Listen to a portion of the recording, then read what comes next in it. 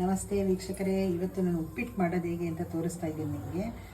ಅವರೆಕಾಯಿ ಸಬ್ಬಕ್ಕಿ ಸೊಪ್ಪು ಹಾಕಿ ಇವತ್ತು ಉಪ್ಪಿಟ್ಟು ಮಾಡ್ತಾಯಿದ್ದೀನಿ. ದೊಡ್ಡ ಗ್ಲಾಸಲ್ಲಿ 1 ಗ್ಲಾಸ್ ರವೆ ತೊಗೊಂಡಿದ್ದೀನಿ.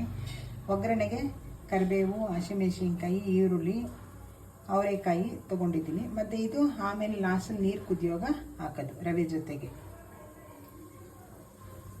4 ಸ್ಪೂನ್ ಎಣ್ಣೆ ಕಾದ್ಮೇಲೆ ಸಾಸಿವೆ ಹಾಕ್ತಾಯಿದ್ದೀನಿ. ಸಾಸಿವೆ ಚಟ್ಪಟ್ಟಬೇಕು. ಒಬ್ಬೊಬ್ಬರು ಸಾಸಿವೆ ಚಟ್ಪಟ್ಟದೇ ಇಲ್ಲ, ಸ್ಟವ್ ಎಲ್ಲ ಆಗುತ್ತೆ ಗಲೀಜು ಅಂದ್ಬಿಟ್ಟು 1-2 ಜೀರಿಗೆ ಹಾಕಿದ್ದೀನಿ.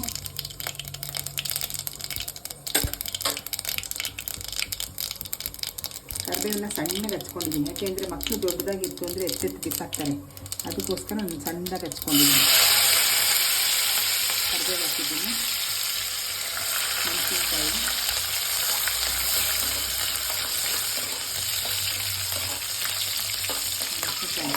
ಎರಡು ಈರುಳ್ಳಿ ತೊಗೊಂಡು ದೊಡ್ಡದು,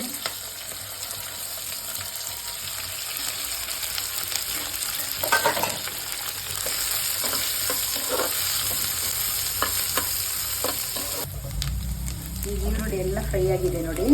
ಈರುಳ್ಳಿ ಫ್ರೈ ಆದಮೇಲೆ ಸಬ್ಬಕ್ಕಿ ಸೊಪ್ಪು ಹಾಕ್ತಾಯಿದೆ. ಸಬ್ಬಕ್ಕಿ ಸೊಪ್ಪು ಚೆನ್ನಾಗಿ ಬಾಡಿಸ್ಬೇಕು. ಸಬ್ಬಕ್ಕಿ ಸೊಪ್ಪು ಚೆನ್ನಾಗಿ ಬಾಡಬೇಕು. ಆಮೇಲೆ ಅವರೆಕಾಯಿ ಹಾಕ್ತೀನಿ.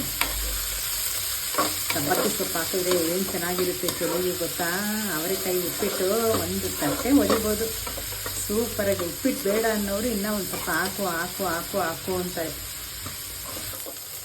ಈಗ ಸೊಪ್ಪು ಬಾಡಿದೆ, ಅವರೆಕಾಯಿ ಬೇಯಿಸಿರೋದನ್ನು ಹಾಕ್ತಾಯಿದ್ದೀನಿ ನಾನು.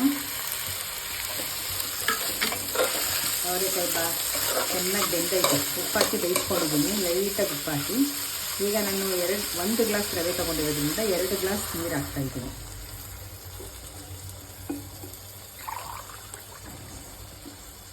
ಎರಡು ಗ್ಲಾಸ್ ನೀರು ಹಾಕಿದೆ. ಇದರಲ್ಲಿ 1 ಗ್ಲಾಸ್ ರವೆ ತೊಗೊಂಡಿದ್ದೆ. ಮತ್ತು ಇವಾಗ ಲಾಸ್ಟಲ್ಲಿ ನೀರು ಹಾಕಿದ್ಮೇಲೆ ನಾನು ಕಾಯಿ ತುರಿ, ಟೊಮೆಟೊ, ಹಸಿ ಶುಂಠಿ ಬಂದು ಅವರೆಕಾಯಿ ವಾಯಿ, ಅದರಿಂದ ಹಸಿ ಶುಂಠಿನ ಆ್ಯಡ್ ಮಾಡ್ತಾಯಿದ್ದೀನಿ ನಾನು. 1 ಸ್ಪೂನ್ ಉಪ್ಪು ತೊಗೊಂಡಿದ್ದೀನಿ, ಉಪ್ಪನ್ನ ಹಾಕ್ತಾಯಿದ್ದೀನಿ. ಈಗ ಚೆನ್ನಾಗಿ ಕುದಿ ಬಂದಮೇಲೆ ರವೆನ ಆ್ಯಡ್ ಮಾಡ್ತೀನಿ.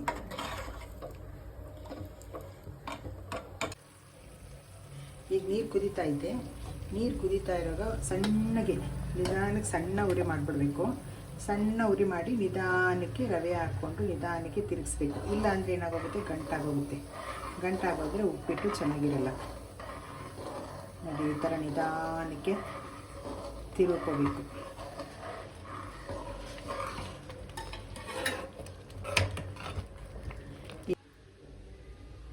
ಈಗ 5 ನಿಮಿಷ ಆಯಿತು. ತಟ್ಟೆ ಮುಚ್ಚಿ ತೆಗಿತಾ ಇದ್ದೀನಿ. ಏನು ಚೆನ್ನಾಗಾಗಿದೆ. ಗ್ಯಾಸ್ ಆಫ್ ಮಾಡಿದೆ ಆಯಿತಾ ನೋಡಿ. ಫುಲ್ಲು ಕಲಸೋದು ಇವಾಗ. ಏನು ಚೆನ್ನಾಗಾಗಿದೆ ಅಲ್ಲ, ಸೂಪರ್. ಹಾಕ್ಕೊಂಡು ತುಪ್ಪ ಹಾಕ್ಕೊಂಡು ಬಿಸಿ ಬಿಸಿ ತಿನ್ನೋದು, ಎಲ್ಲರಿಗೂ ಸರ್ವ್ ಮಾಡೋದು.